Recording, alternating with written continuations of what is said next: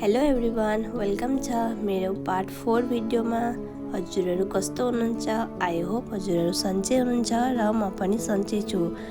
यति भिडहरू देखेर सोच्नुहुन्छ होला म कहाँ आएँ भनेर, होइन? हामी आएका छौँ क्लबमा।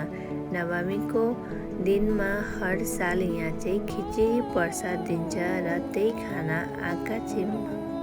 डिसमा चाहिँ निमुटेङ्गा दिने बित्तिकै यहाँ चाहिँ बाबुले धरेर खान थाल्यो र यसको मुख हेर्नु होला कस्तो गर्यो र खानै नसकेर राखो। यता चाहिँ हामीहरूको चप अनि खिचडी पनि आइसकेको छ र यहाँ चाहिँ खिचडीको माथि कति मजाले घिउ हाल्दै हुनुहुन्छ अनि साथैमा यहाँ मिरामिस सब्जी पनि आइसकेको छ र सबैजना खाना थाल्नुभयो। मैले चाहिँ खाना खाइनँ किनभने म चाहिँ बाबुलाई हेर्ने, दिदीहरूले खाएपछि चाहिँ म चाहिँ आरामले खान्छु भनेर। र गाइस मैले चाहिँ भिडियो बनाउन पाइनँ। यहाँ पापड खिरहरू पनि हालिदिएका थिएँ, बाबुले दिँदै गरिरहेको र अनि हामी चाहिँ यहाँ खाएर हात धुन गएको त यहाँ हेर्नु न खिचडीहरू कस्तोरी यति ठुल्ठुला भाँडामा हालिरहेका रहेछन् र हामी चाहिँ खाएर अहिले बाहिर निक्ल्यौँ र बाहिर त कति गर्मी थियो आज।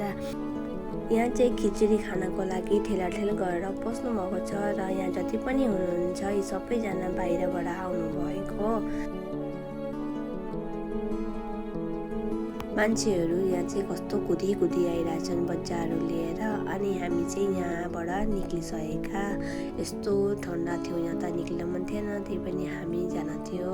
दिउँसो कस्तो राम्रो फोटो उठ्छ भनेर अर्कै ठाउँ र जाँदै छिमछिम गर्दै पानी पर्यो र त्यति पनि परेको थिएन, अलिअलि पर्यो र हामी चाहिँ यहाँ पुगिसकेका छौँ र दिनमा यहाँ कति राम्रो देखिँदो रहेछ। रातिको त मैले तपाईँलाई देखाएको थिएँ र यहाँ दिनमा चाहिँ हेर्नु कति राम्रो लागेको थियो। अनि हामी यहाँ फोटोहरू क्लिक गरेर सिधा घर जाने भन्यौँ किनभने राति पनि जान छ र दिनमा त सुत्नु पर्यो नि, लगातार गोरै गरेर निन्द्रा पनि खोटी भइरहेछ र म चाहिँ भिडियो पनि बनाएको थिइनँ यत्रो दिन तक। अब चाहिँ म रेडी भइसकेकी छु र आज चाहिँ म कहाँ जान्छु, बेसी टाढा त जान्न, आज नजिकै जान्छु र फासै यहाँबाट जाने बित्तिकै चाहिँ हामी जान्छौँ खानको लागि किनभने हामीले दिनमा खिचडी खाएका थियौँ र अरू केही खाएका थिएनौँ भनेर हामी चाहिँ अहिले खानको लागि आयौँ। आजको दिन चाहिँ यहाँ कति भिड थियो र कति छिटो छिटो खानाहरू बनाएर पनि दिएका अनि हामीले चाहिँ अर्डर गरिसक्यौँ र हामीहरूको खाना पनि आइसकेको छ। यहाँ खानामा चाहिँ थियो चिकन पकौडा, चाउमिन अनि मोमो, फ्राई राइस अनि चिकन तन्दुरी। उहाँ चाहिँ खाइसकेर हामी नजिकै थियो र हामी चाहिँ यहाँ आएका छौँ र यहाँ चाहिँ हेर्न सक्नुहुन्छ लाइट कस्तो राम्रो लागेको छ, हेर्नु न। अनि हामी चाहिँ यहाँ पूजामा पुगिसकेका छौँ, तपाईँहरू यहाँ दर्शन गर्नुहोला।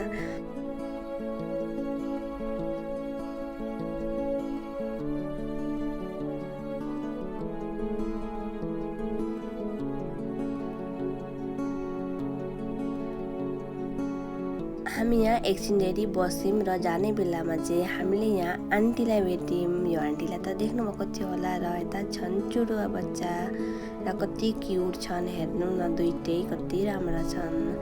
अनि हामी चाहिँ यहाँबाट अब निक्लेका, हेर्न सक्नुहुन्छ मान्छेहरू आउँदै जाँदै गर्दैछन् र हामी चाहिँ यो गल्लीबाट निक्लेका अनि यहाँबाट सिधा गयौँ हामी आइसक्रिम खान।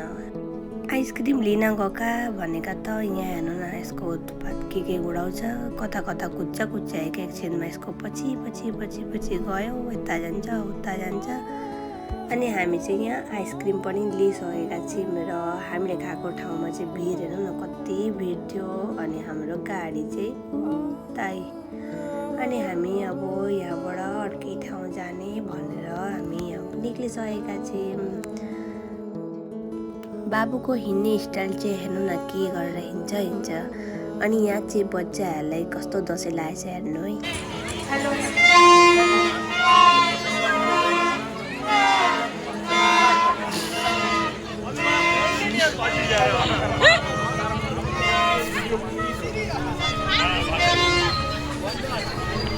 र गाइस मेरो चाहिँ दसैँ यसरी नै पार भयो। तपाईँहरूको कसरी पार भयो भनिदिनु होला। सो हुन्छ त गाइस, बाई बाई, भेट्नेछु अर्को एउटा भिडियोमा। आजलाई यति नै, बाई।